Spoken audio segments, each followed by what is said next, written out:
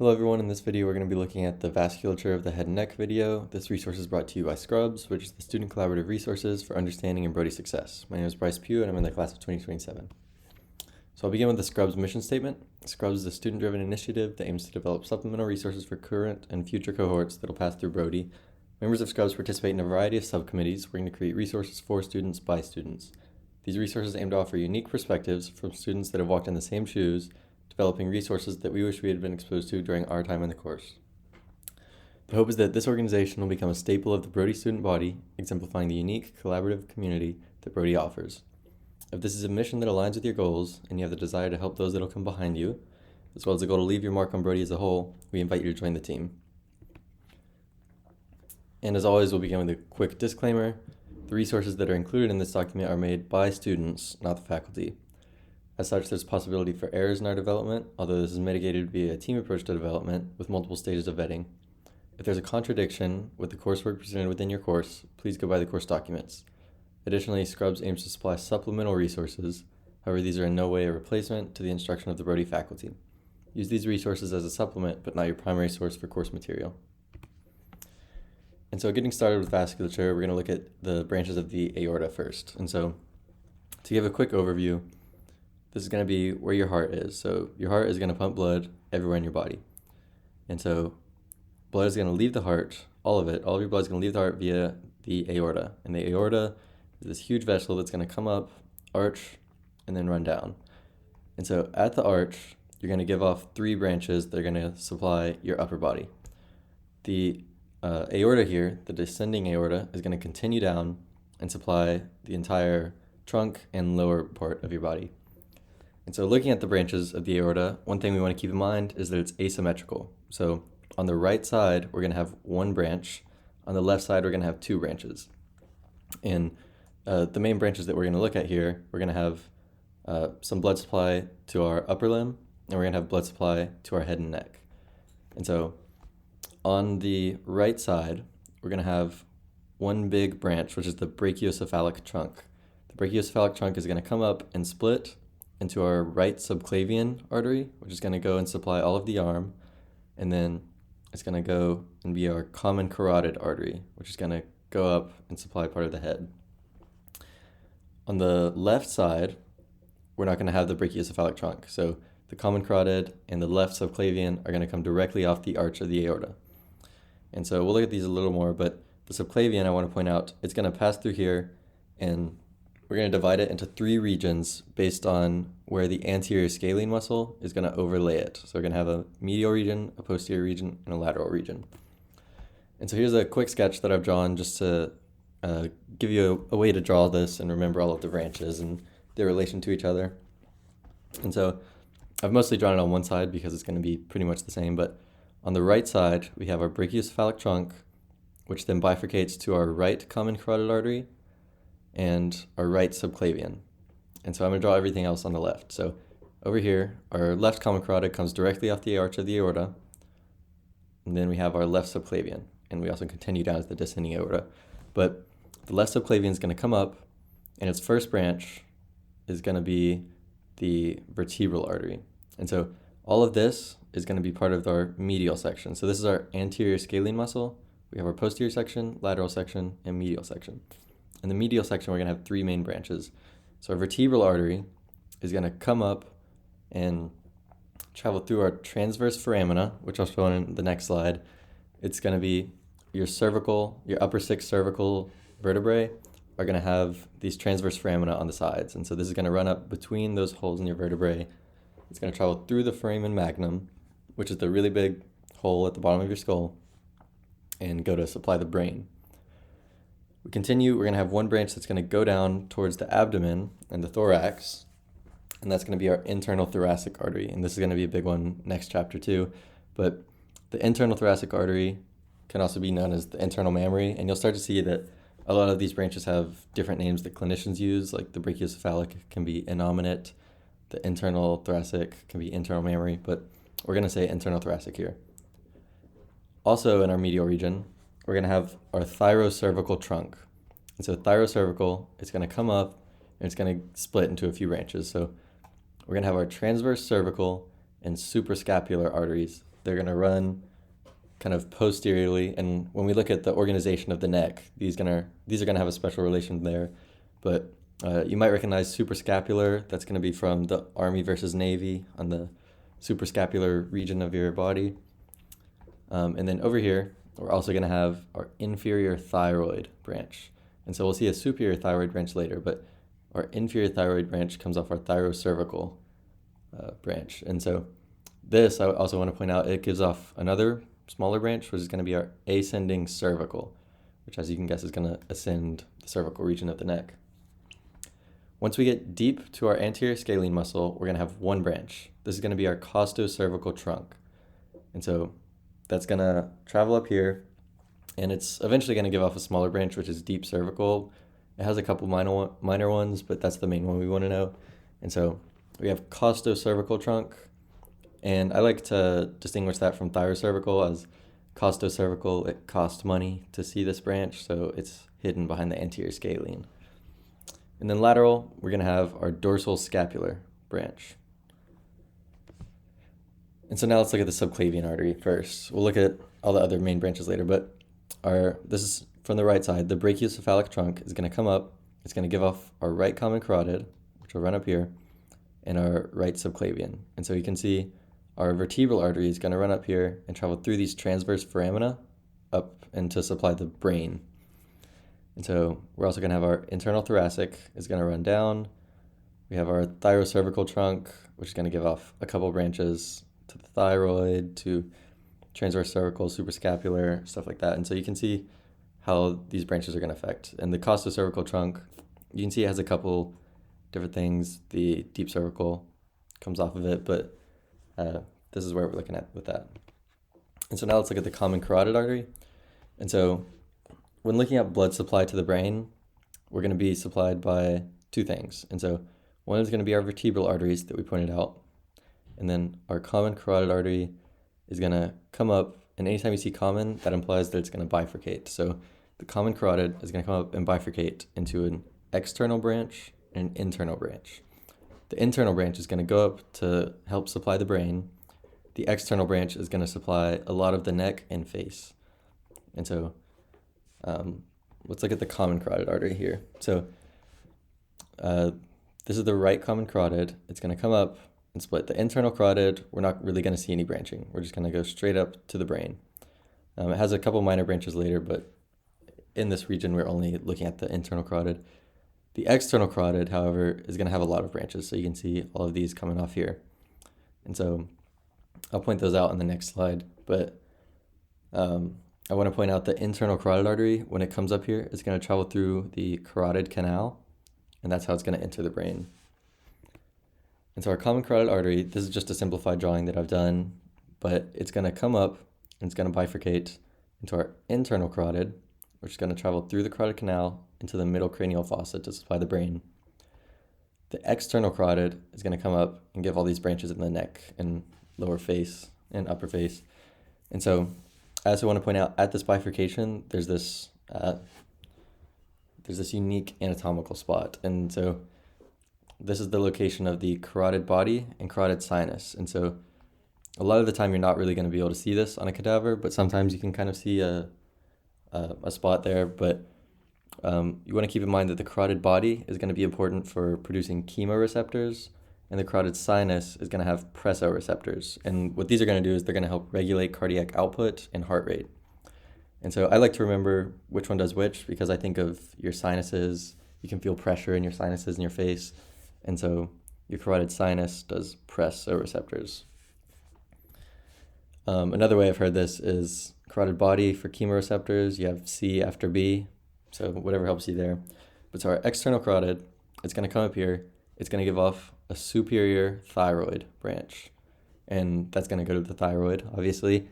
And we looked at our inferior thyroid coming off of the thyrocervical trunk. And so our superior thyroid is going to come off here, the external carotid. We then have our ascending pharyngeal. And I also want to point out, a lot of this can be really variable. There are certain relationships you want to keep in mind, but like the superior thyroid can sometimes even come off the common carotid. But a lot of this can be very variable where it comes off and where it goes to. So what's really important when looking at these on a cadaver, or on a person is that you want to look at where they're going to, where they're coming from, and what they have nearby. So superior thyroid or ascending pharyngeal. This will be important when we look at the pharynx, but that's going to come up and go off in the back. And then we move up a little bit, we're going to have our lingual and facial come off. So facial is always going to come off above lingual. And you can guess from the names, lingual is going to go to our tongue, facial is going to go to our face. We keep moving up, we're going to have our occipital, which runs back to the back of our head, to our occipital region. And then we have our posterior auricular, which auricular meaning ear, so this is going to run up behind our ear. And then we're going to have two terminal branches, which is superficial temporal, which will run towards like your temporalis muscle or the temporal region of your head, and your maxillary artery. And the maxillary artery is going to eventually enter your infratemporal fossa and your pterygopalatine fossa that we'll look at later in the course, but it's going to give off a lot of important branches that you don't need to worry about right now. And so let's come back here and look at some of these branches. So we come up, we split into internal carotid goes up, external carotid. We have our superior laryngeal, which is going to come up and go to our larynx here that we'll look at in a future video. We have our superior thyroid artery, which is going to go here, which is where your thyroid would be. We continue up, we have our ascending pharyngeal that's going to run kind of back up towards your pharynx, which is hard to picture with all of this missing, but we'll look at that more later too. We have our lingual artery, which is going to come back here and go to your tongue. And then just above that, we have our facial artery, which is going to come up and go to your face. The occipital artery, you can see that's going to run to the occipital region of your head. And you can continue up and see all the rest of them. Posterior auricular behind the ear, superficial temporal up here, and maxillary here. And so this sounds like a lot. One good way that I've heard to remember this, if you want a mnemonic just to remember how many there are, what the letters start with, then you can think, some anatomists like freaking out poor medical students. And so you can write that down just to get an idea what it is. But I think it's helpful to also kind of just remember what's happening as we move up these regions. So where do we need blood supply? So as we're going up the neck, where do we need blood supply? We need blood supply in our face, so let's send a branch there. We need blood supply at the back of our head, let's send some there. We need it to the side of our head, to like the middle of our head, around our ear. And so just thinking about all the regions up the side of your head and face, and I think that can help you identify where we're going to go, because a lot of these are named based on the region that they're going to. And so now let's move on to the cerebral arterial circle of Willis. And so we looked at our vertebral artery and our internal carotid are going to come up and supply the brain. And this is going to be done via branches of the vertebral artery and the cerebral arterial circle of Willis, or the circle of Willis. And so the vertebral arteries are going to come up here and unite with each other. So the left and right come together to form the basilar artery. That's going to run up and eventually form this circle that connects all of it here. And it's going to have a couple branches coming off and some connecting branches. And that's going to connect with the internal carotid here. So it's all kind of circulating here, and that's going to supply the brain. So this looks like a lot, but again, I want to point out that a lot of it is named on where it goes. So we'll go through this, and then we'll look at it on the brain and talk about how you can remember it. And so our vertebral arteries are going to come up and form the basilar artery. And so over here, we're going to give off an anterior spinal artery. So when we look at this and future stuff, our spinal cord is going to be running down here. So it's going to be posterior to this. We're going to give off a little branch that's going to run on the anterior part of the spinal cord. And so that's going to be our anterior spinal artery, which receives from each vertebral artery and runs down there. Off of the vertebral arteries, we're going to have a branch called the pica, or the posterior inferior cerebellar artery. And so posterior inferior, if that's in the name, that implies that we need a anterior and a superior. And so let's continue up here. The basilar artery, once it becomes basilar, it's then going to give off a branch called the ACA, which is anterior inferior cerebellar artery. And so we've then solved the problem of posterior versus anterior. Now we need to solve, we have inferior arteries. Why call it inferior if you don't have a superior? So there's got to be a superior cerebellar as well. So we move up here, eventually we're going to give off our superior cerebellar. And we don't need to have anterior posterior because there's only one. And so just past that, we're going to give off our posterior cerebral. And so you'll notice all of the blood supply down here is going to be at the cerebellar region, or near your cerebellum. Once we get up here, we're going to be going towards the brain, the cortex of the brain. So this is going to be our cerebral region. And so this is also moving posterior to anterior, if you haven't noticed. So that's coming here to here. And so we start off at the most posterior part of the cerebral region of our cerebrum. So we have our posterior cerebral. Our internal carotids are going to come up here from the side. And so we want to connect our internal carotids to the posterior cerebral. And so we're going to have this branch here that's called the communicating branch. So our posterior communicating is going to communicate these two branches of blood. At this point, our internal carotid is going to have three branches. So we have our posterior communicating, we have our middle cerebral, so that's going to come off the side and supply the lateral side of the brain, and we are going to have an anterior cerebral. And so that's going to run up and supply kind of the front medial part of the brain.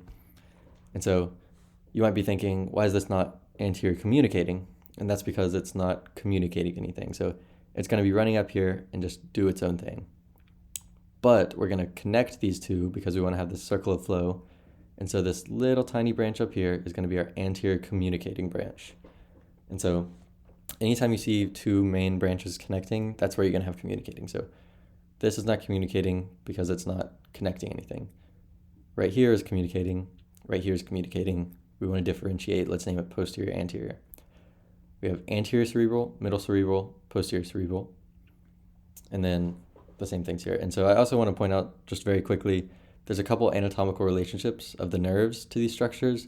And so right here, you can see we have cranial nerve 3, the oculomotor nerve, is going to be found between these two branches.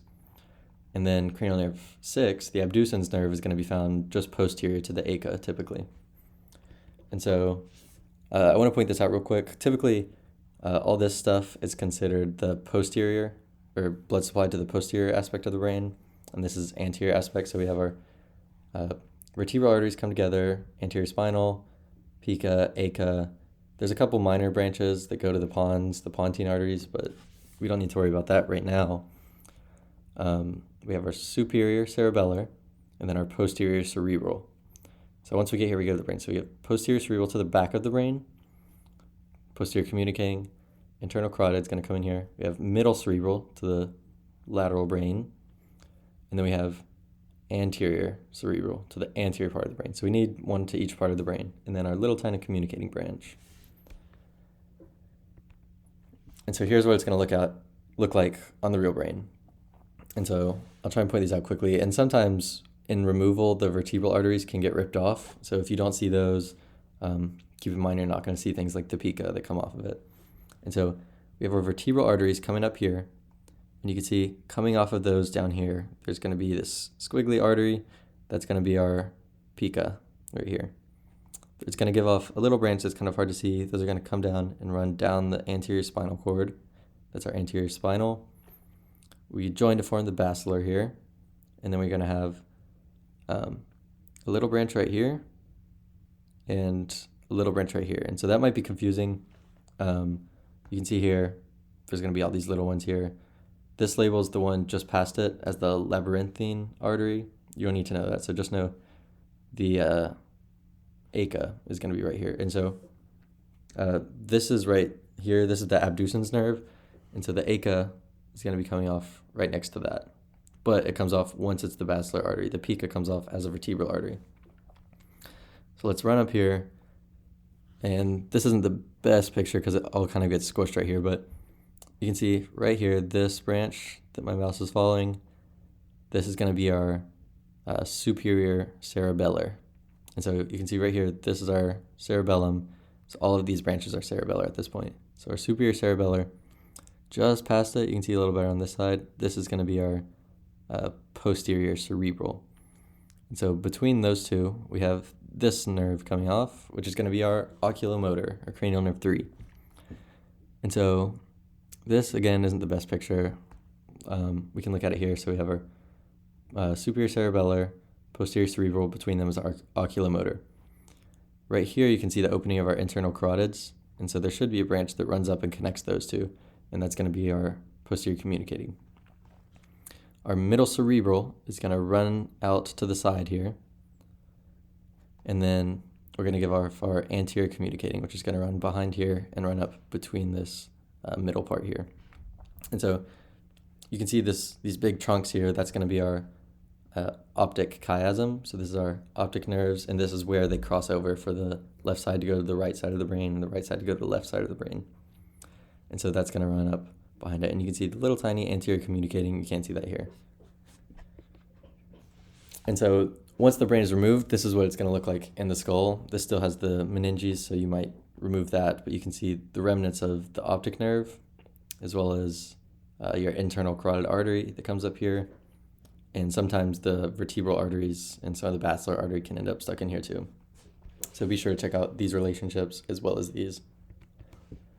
And so now let's look at the dural venous sinuses.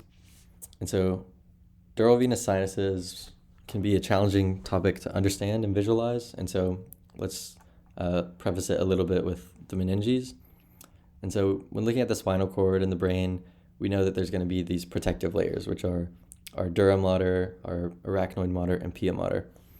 And so these meninges, a lot of times are going to form, or at least in the brain here, they're going to give off these structures that are going to separate the lobes of the brain and give it some support and structure. And so there's a couple main ones that we want to keep in mind. Anytime you see falx, then that's just going to be running vertically, up and down, superior, inferiorly. When you see tentorium, that's going to be running transversely. And so we have falx, we have our falx cerebri, which is this big one here. And then we have a falx cerebelli, which you can't see here, but it runs down between the two hemispheres of the cerebellum. Our tentorium, we have two. We have our tentorium cerebri, so brain versus cerebellum. We have cerebri, which is going to be this whole big one right here that's running sideways. And then we have our tentorium cerebelli, which is going to be more back here, where a little deeper to that, where the cerebellum is going to sit. But the main point here is that these meninges are going to form little tiny passageways where they connect, and that's going to allow venous blood supply to drain. And so that's going to be what our dural venous sinuses are. And so we'll come back to this picture in a second. But what it's going to be is our blood supply to the brain.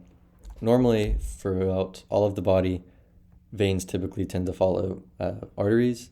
In the brain, that's not the case. And so we looked at what our blood supply to the brain is, kind of an overview. This is what our venous blood supply is going to be. So we have some main veins, but what we want to look at here are dural venous sinuses. And so these are different than veins because they're going to be valveless, and they're kind of just openings. They're not specific vessels. They're just openings where meninges connect. And so the blood is going to eventually flow into something here like our superior sagittal sinus, and I'll point out the ones we need to know, but we're going to have one sinus here and one sinus here that are going to come down and connect and then kind of run around the side of the brain like this. And so that's where you're going to be. Down here, there's just going to be an opening in the meninges, like a little fold that it's going to run. And then up here would be the superior sagittal.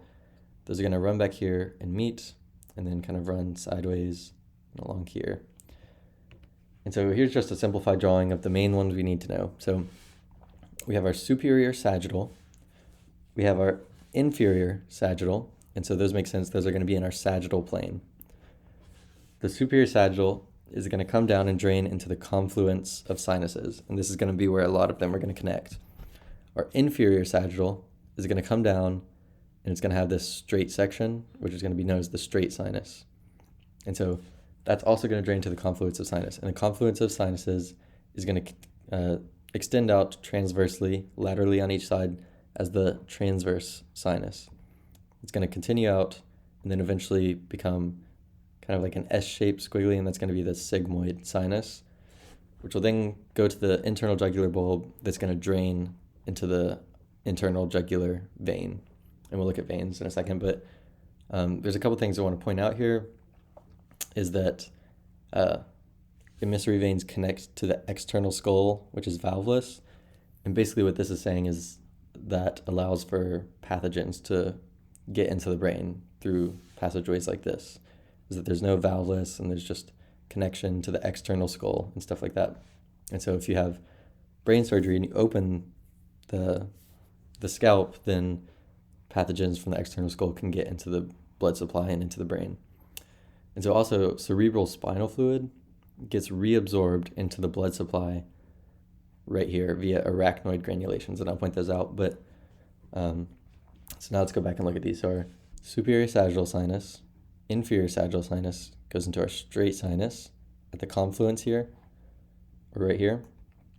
We have our transverse sinuses that come out, and then we're going to have a sigmoid sinus that's going to run and curve around here. And we have our superior petrosal sinus, which is another good one to know.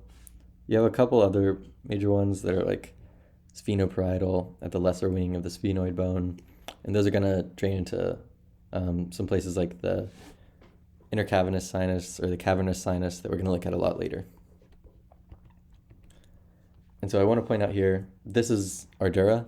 This is the dura of the brain, and so you can see here kind of where the superior sagittal sinus would be, and that's going to be what this is if that's removed. And so you see where these arachnoid granulations are, and so basically the brain is just suspended in CSF, which is deep to the arachnoid layer, and so it's going to enter into the blood supply back here after it's traversed around the brain and go back to the heart. And so I want to point out two things on this. One, we can see our middle meningeal artery, which we'll come back to. We looked at that a little bit on the trigeminal nerve with V3 that runs near it. And that's also going to be a branch of our maxillary artery, which is one of our external carotid branches, but we'll look at that more later. And so that's going to do a lot of supply out here, is our middle meningeal. I also want to point out, you can kind of see right here, this little hole or opening in the meninges, and that's going to be one of your arachnoid granulations. And so they could tag this in a practical exam and be like, what is this? And that's going to be your arachnoid granulation in your dura mater. And this would be your middle meningeal, is all these branches here. So now let's move on to veins and lymphatics. And so first I want to point out the vertebral venous plexus. So this is your spinal cord running down between all of your vertebra. And so what this is a valveless venous plexus around the spinal cord. And so this is just a continuation of the basilar sinus through the foramen magnum.